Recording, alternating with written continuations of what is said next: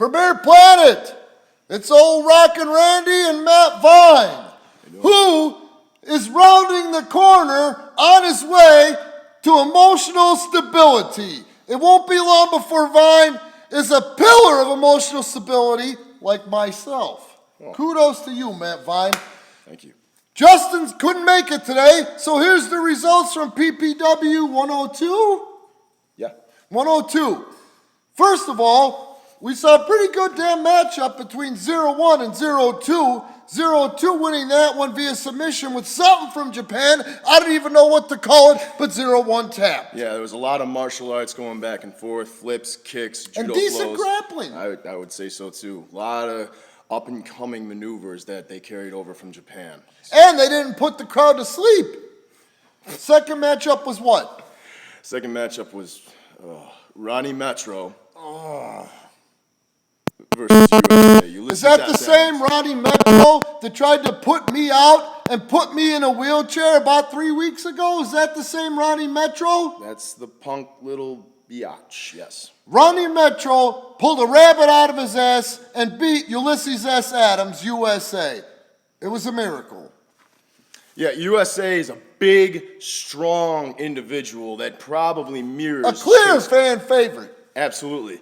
Nobody gets the crowd more than USA when he goes out there and starts USA. And match number 3, newcomer El Lobo faced former PPW champion who had over a 1-year run as heavyweight world champion, Malad Akbar. And Viney, tell him what happened in that one. Well, Malad, almost like he hasn't even missed a step or shown any ring rust, goes out there and I almost want to say he pretty much demolished El Lobo. I'm not going to agree with you there. He dominated the match, but if you look at El Lobo, he's put together almost as well as Akbar, and he did go toe-to-toe when it came to the amateur wrestling in that matchup. He held his own in the beginning, I'll give you that, but when it came push to shove... It was Malad Akbar with the camel clutch.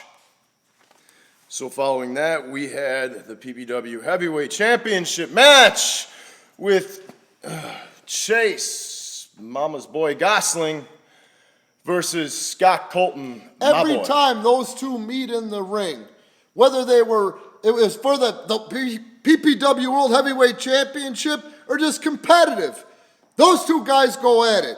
And when the belt is on the line, I don't think I've seen a greater display of heart by either one, even Gosling, the master of the mind frick. Well, I'll tell you what, Chase Gosling is really good at messing with people's heads. He's messed with my head, which will never happen again. He's messed with the Nestra's head. It's caused me stress beyond.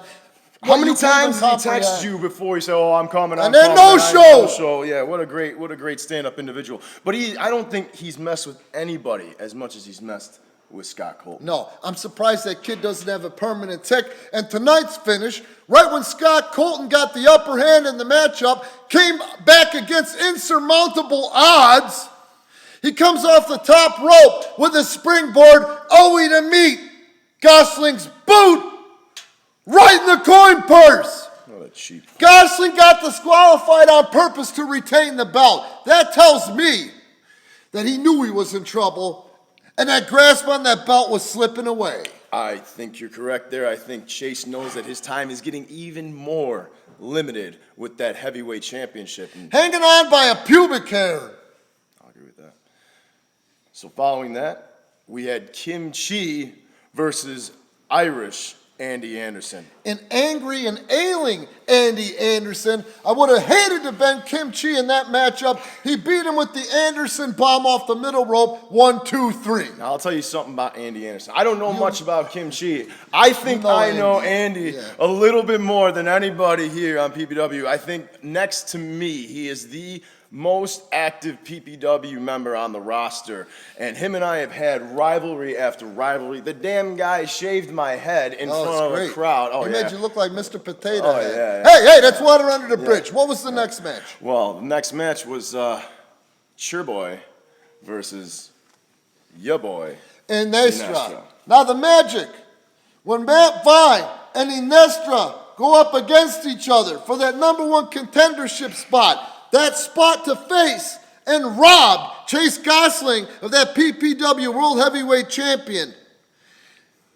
I can't describe what's on the line. I can't describe the reaction and the respect that Inestra and Vine have for each other. And then it comes back to him threefold respect from the fans in attendance. They were right there, tit for tat, tat for tit. And what happened? You take it from there. Ronnie Metro gets involved and attacks me from behind just as I'm about to go and pin Inestra. Now, whether it was me on top or whether it was Inestra on top, it really doesn't matter. It's the fact of the matter is that Ronnie Metro, you have no business with me. You have no business with Inestra. You have no business in the number one contendership spot.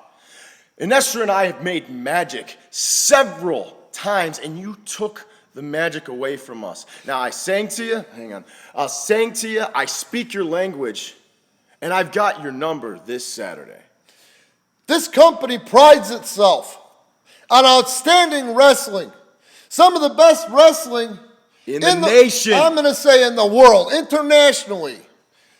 Fine. This young talent is hungry.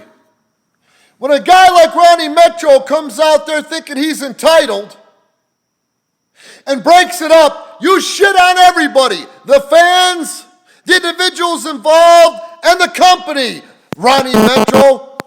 So rather than bust your head with a chair and beating up a she-male, I decided what could be better than to throw you to the wolves in a triple threat match for that number one contendership that you so wanted.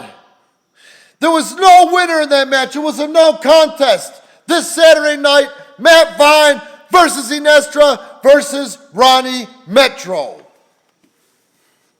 Now give him all the social media crap that Justin does because I can't remember what I don't usually do this.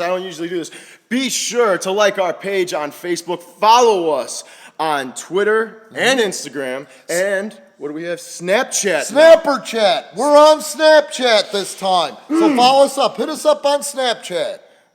And PBW on YouTube. On YouTube, and go to our website, PremierProWrestling.com.